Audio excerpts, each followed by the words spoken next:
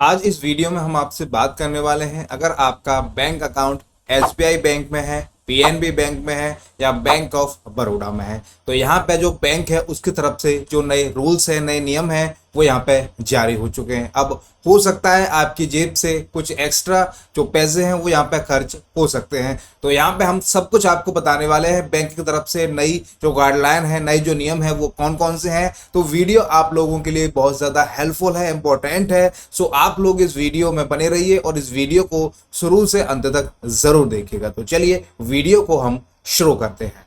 SBI, PNB और bank of Baroda खाता धारकों के लिए जरूरी सूचना, जो नए नियम है वो यहाँ पे लागू होने वाले हैं।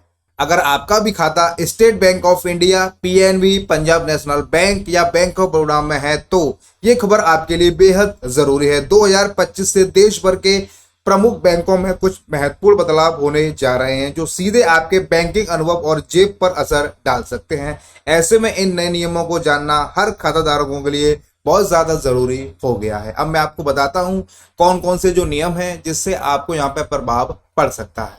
देखिए, सबसे पहला एटीएम ट्रांजैक्शन रूल में यहाँ पे बदलाव हो चुका है। RBI, reserve bank of India की नई गाइडलाइन के अनुसार अब एटीएम से फ्री ट्रांजैक्शन की लिमिट पार करने पर चार्ज बढ़ा दिया गया है। कैश निकालने पर अब 17 रुपए की बजाय आपको 19 रुपए प्रति ट्रांजैक्शन देना होगा।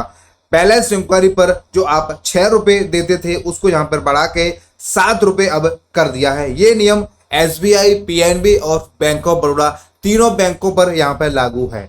अब बात करते हैं सेकेंड नियम के बारे में। देखिए, सेविंग अकाउंट इंटरेस्ट रेट में यहाँ पे जो बदलाव है वो कर दिया है। बैंक अब सेविंग अकाउंट इंटरेस्ट रेट में बदलाव कर सकते हैं। एसबीआई और पीएनबी जैसे सरकारी बैंकों की ब्याज दरों की समीक्षा की जा रही है। यदि आप सेविंग अकाउंट पर मिलने वाले ब्याज से संतुष्ट नहीं हैं तो यह आपके लिए सतर्क होने वाला जो समय है वो आ चुका है। अब बात करते हैं तीसरे नियम के बारे में। फिक्स्ड डिपॉजिट पर interest rate update, FD interest rate 2025 को लेकर भी बदलाव की यहाँ पे खबर है वो आ रही है। देखिए, बैंक ऑफ बड़ौदा ने संकेत दिए हैं कि वरिष्ठ नागरिकों के लिए विशेष एफडी योजनाओं के अतिरिक्त ब्याज लाभ यहाँ पे समाप्त हो सकता है। वहीं अन्य बैंकों में भी एफडी दरें घटाई जा सकती हैं, क्योंकि बैंक ऑफ बड़ौदा ने साफ बोल दिए है जो वरिष्ठ लोग हैं उनकी जो एफडी है उनकी जो ब्याज दर है वो यहाँ पे कम हो सकती है। अब चौथे नियम के बारे में बात करते हैं, बैंकिंग सेवाओं पर कन्वेंस फीस। अब कुछ खास बैंकिंग सेवाओं जैसे कि नेफ्ट, आरटीजीएस और यूपीआई ट्रांजैक्शन पर भी एक निश्चित संख्या के बाद चार्ज लागू हो सकता है। हालांकि यह चार्ज सीमित उपयोग के बाद ही लगेगा, लेकिन डिजिटल ट्रांजैक्शन करने वालों को इससे थोड़ा ध्यान रखने की आवश्यकता है।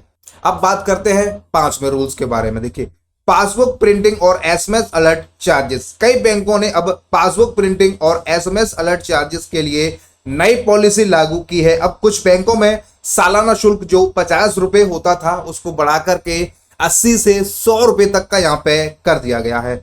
छठवां आपका रूल है यहाँ पे केवाईसी अपडेट को लेकर। यहाँ पे बैंक है वो बहुत ज्यादा सख्त है। आरबीआई बोल रहा है केवाईसी अपडेट लास्ट डेट 2025 को लेकर भी बैंक सख्त हो चुके हैं। जिन खातों में केवाईसी अपडेट नहीं किया है उन्हें अस्थायी रूप से ब्लॉक किया जा रहा है। केवाईसी अपडेट करने के लिए आधार कार्ड, पैन कार्ड और एक पासपोर्ट साइज फोटो यहाँ पे आपको देना होगा। और जिस भी माध्यम से आप अपनी केवाईसी कराना चाहते हैं, कई बैंकों में ऑनलाइन की सुविधा है, कई बैंकों में ऑफलाइन होम ब्रांच में जाकर ही आप अपनी जो केवाईसी है वो करा सकते हैं। केवाईसी नहीं कराएंगे तो आपका जो खाता है वो फ्रीज या बंद हो सकता है। अब बात करते हैं सातवें रूल के बारे में, ऑनलाइन बैंकिंग सिक्योरिटी में सुधार। बैंकों ने इंटरनेट बैंकिंग और मोबाइल बैंकिंग में 2 फैक्टर ऑथेंटिकेशन को अनिवार्य कर दिया है। इसका उद्देश्य ग्राहकों को ऑनलाइन फ्रॉड से बचाना है। यहाँ पे जितनी भी ऑनलाइन बैंकिंग उसमें 2 फैक्टर ऑथेंटिकेशन आगे चल के कंपलसरी हो जाएगा। बिना 2 फैक्टर ऑथेंटिकेशन के आप कोई भी मोबाइल बैंकिंग, नेट बैंकिंग इस्तेमाल नहीं कर सकते। उससे आप ही का फायदा है, कोई भी फ्रॉडस्टर उस तरीके की जो बाईपास सिक्योरिटी है उसको यहाँ पे क्रैक नहीं कर सकता इतनी आसानी से। आठवां नियम है मिनिमम बैलेंस रूल में यहाँ पे जो बदलाव है वो हो चुका है।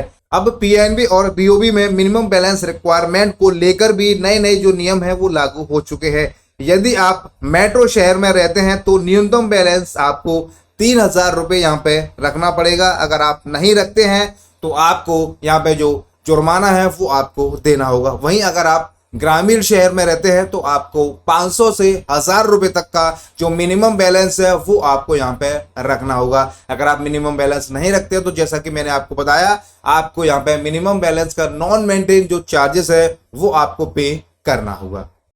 बात करते हैं नवा रूल, नई लोन पॉलिसी लागू। अब होम लोन, पर्सनल लोन और व्हीकल लोन के लिए नया ब्याज दर और प्रोसेसिंग शुल्क लागू कर रही है। एसबीआई पर्सनल लोन अप्लाई की सुविधा को और आसान यहाँ पे बनाया गया है, यानी कि अगर आपको किसी भी प्रकार का कोई लोन चाहिए तो अब आपको ऑनलाइन ही ज्यादातर जो सुविधा है वो मिल जाएगी। बैंक के चक्कर आपको ज्यादा अब नहीं लगाने पड़ेंगे। अब बात करते हैं लास्ट और 10वें रूल के बारे में। देखिए, मोबाइल नंबर अपडेट और ओटीपी वेरिफिकेशन जरूरी। बैंकिंग सेवाओं का पूरा लाभ लेने के लिए अब आपको मोबाइल नंबर अपडेट और ओटीपी वेरिफिकेशन अनिवार्य कर दिया गया है।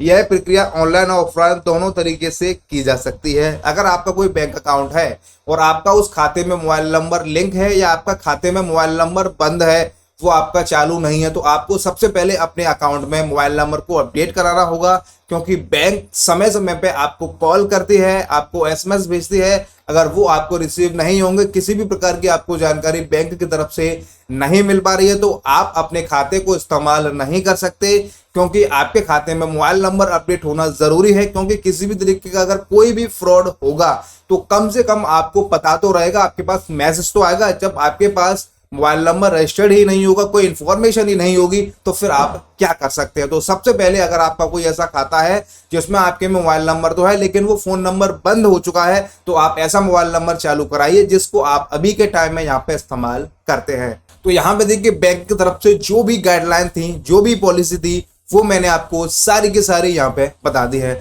और मैं आपको एक मेन बात है वो आपको बता दूं। देखिए, अगर आपका पंजाब नेशनल बैंक में अकाउंट है और एसबीआई में आपका अकाउंट है, तो आपको पता होगा अभी के टाइम में आपको जो केवाईसी है वो कराना जरूरी है। अगर आपके ऐसे खाते हैं जो आपने 2 साल से इस्तेमाल नहीं किए हैं और आपके पास बार बार नोटिफिकेशन आ रहे हैं, आपके पास सूचना आ रही है कि आप अपनी केवाईसी कराइए, आपका खाता बंद हो जाएगा, तो आप अपने खाते की केवाईसी करा लीजिए। आधार कार्ड, पैन कार्ड और आपको 2 पासपोर्ट साइज के फोटो बैंक में लेकर जाने हैं और आपकी वहीं पर जो केवाईसी है वो हो जाएगी। अगर आप केवाईसी नहीं कराएंगे तो आपका खाता फ्रीज हो जाएगा, आप कुछ भी ट्रांजैक्शन नहीं कर पाएंगे, ना मोबाइल बैंकिंग से, ना इंटरनेट बैंकिंग से, ना यूपीआई से, ना एटीएम से।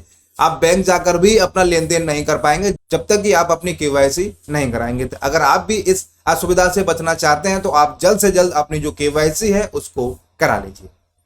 इस वीडियो में हमने आपको सब कुछ बता दिया है, जो भी बैंक की तरफ से नई गाइडलाइन, नई पॉलिसी आई है, आपको ये गाइडलाइन और पॉलिसी सबको माननी होंगी। अगर आप इन पॉलिसी गाइडलाइन को नहीं मानेंगे तो आपको दिक्कत हो सकती है, आपको एक्स्ट्रा चार्ज पे करना पड़ सकता है। बाकी जो भी इंफॉर्मेशन थी हमने आपको सारी इस वीडियो में बता दी है। वीडियो देखने के बाद अगर आपको कुछ समझ में नहीं आया हो, आपका कोई डाउट हो, आपको कुछ पूछना है, आपको कैसी भी कोई भी समस्या हो, तो आप हमें कमेंट कर सकते हैं। आपका जब भी हमारे पास कमेंट आता है तो हम पूरी कोशिश करते हैं कि आपका जो कमेंट है उसका आपको जवाब दे सके। आपसे एक रिक्वेस्ट है, आप हमारी इस वीडियो को किस राज्य से, किस जिले से, किस शहर से, किस गांव से, कौन सी लोकेशन से आप हमारी वीडियोस को देख रहे हैं, आप हमें कमेंट करके जरूर बताइएगा। वीडियो देखने के लिए आप सभी का बहुत बहुत धन्यवाद।